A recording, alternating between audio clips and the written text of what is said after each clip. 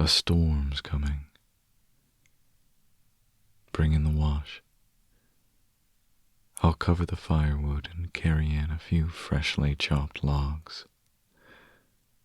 Boil us some tea as I make the fire and gather the old quilt from the closet.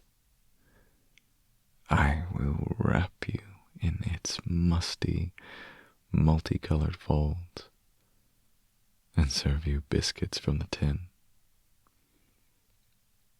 Then I'll crack open your favorite tome of fairy tales, the ones with gruesome ends and lascivious princes,